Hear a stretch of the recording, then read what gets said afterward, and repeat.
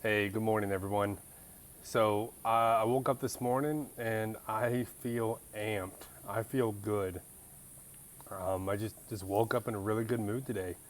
We did that bike exercise last night, and I went to bed pumped, and, and I'm still pumped this morning. I had a couple work meetings already. I ate a healthy breakfast of yogurt mixed with a banana and some mixed nuts. Just had my pre-workout, and I'm at the gym. So let's do it.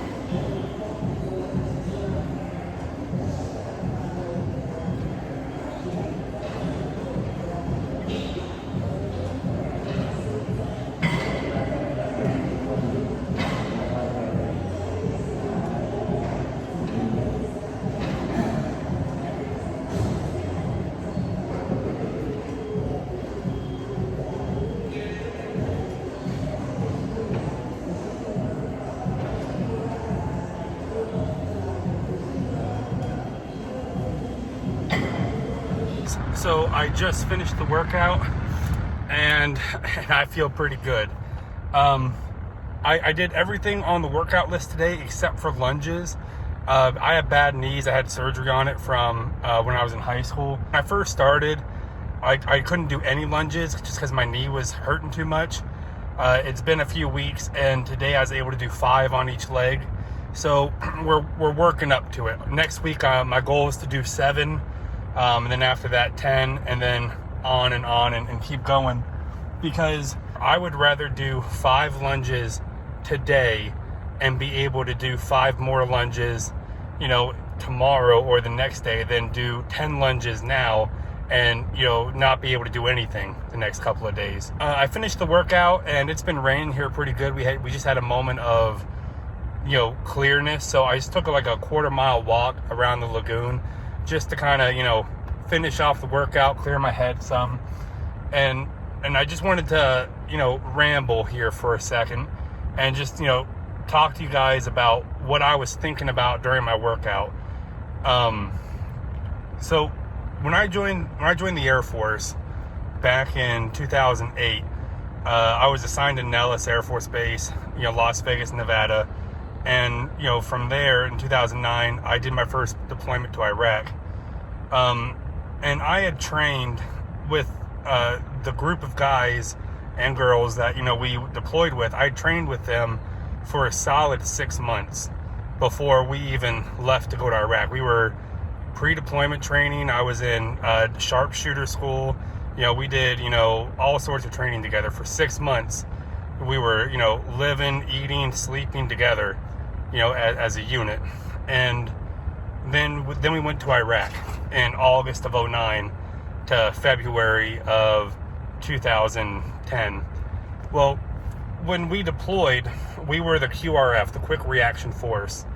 And so we did do patrols and we did do other missions, but we worked a lot with the Army, the Marines, a couple times Special Forces. And it's like when we got called out to go do a mission, or when we got called to respond to somewhere, something had gone wrong, right? We were there to use up to and including, great violence to resolve an issue. Negotiations had failed, something had gone wrong, and now we were there to solve the problem. That was our job, and that was what we did. One time, there's two separate stories I kind of want to wrap up real quick in here that I was thinking about. And it's like the first story is we had gone to a house. The Army squadron had raided it. There was a couple guys inside that they couldn't get out, and they needed us to go in. So we show up at the house. We get ready. We raid the house. We're busting the doors, and we clear the house out. Well, we come across the guy who was upstairs. He had an AK-47, but he had surrendered it right away. So we were in the process of detaining him, and it was just me and my buddy Rivera in the room. Well, I had let my guard down. I had looked over, kept my eyes off the guy.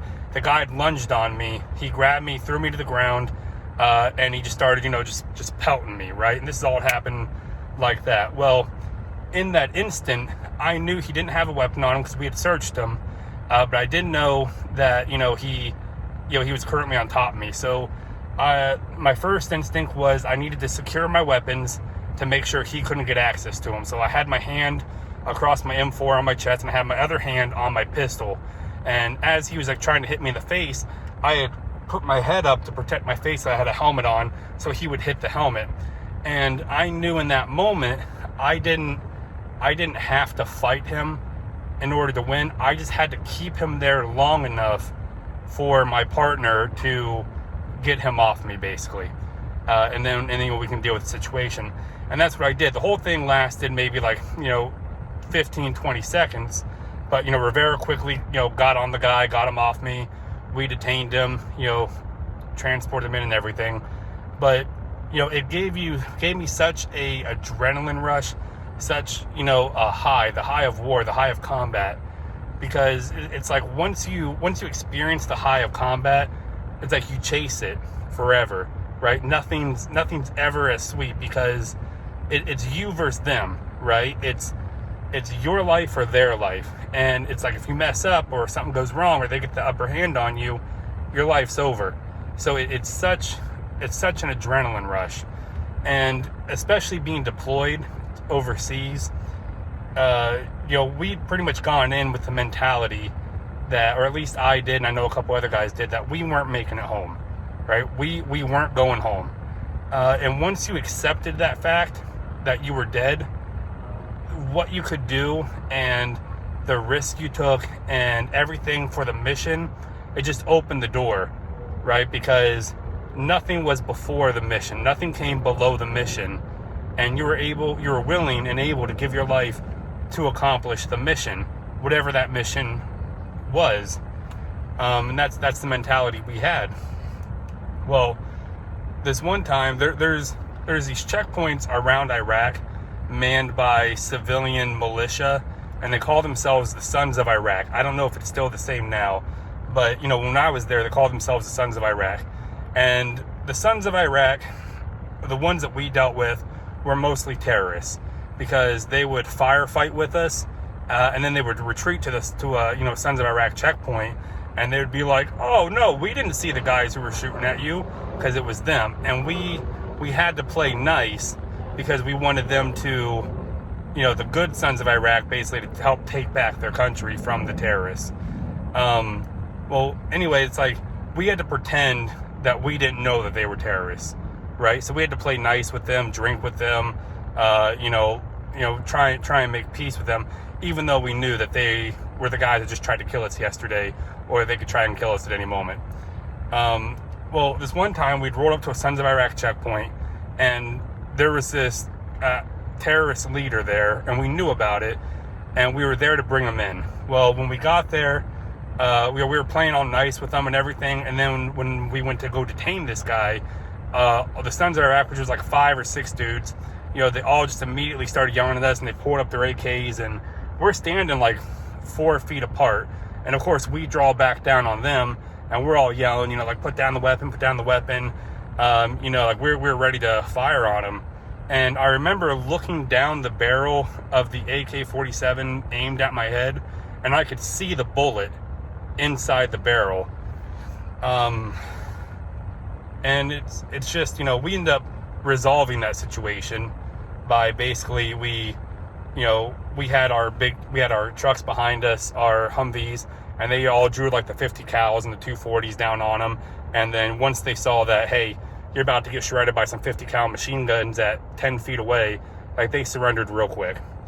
But it's just to go from a place where you're in a brotherhood, right? Where you're willing to give your life for somebody else, and they're willing to do the same for you. And it's every day, every second of every day is a life and death situation. To go from that to back to civilian life, to come back home and to say, hey, all these guys you trained with, you lived with, you fought with for a year, they're all going back across the Air Force. They're going back to their respective bases across the world, and now you're back to just doing regular civilian stuff. It's hard. It took a toll on a lot of us. I know I ended up going to a PTSD clinic back in 2018. I know several other guys who did the same throughout the years. And thankfully, everyone's that I know of anyways gotten help. But it's hard, right? It brings you into a deep depression because you'll never experience that brotherhood again. Right now, there are times when I deployed again, and I was in other combat situations, but it wasn't the same. You didn't fight and live with these guys for a year. It was more like, hey, you guys all meet up, you do a quick 1-month training, and then you go down range. And then when you're down range, I'm trying to, keep these guys alive, right? With my experience and what I know. And so it's different. And it's just to go from a place where you matter, right? And where, everything's life or death, and you had surrendered yourself to dying, basically, and to come back, and then it's like, okay, cool, thanks for doing all that. Go run a patrol, go stand a gate, go to Walmart. It's hard, and it brings you into a deep depression. And I was in that depression for years. I'm still dealing with it, some. And it's like you can never get that high back. And once you kind of realize that, it's easier to move on.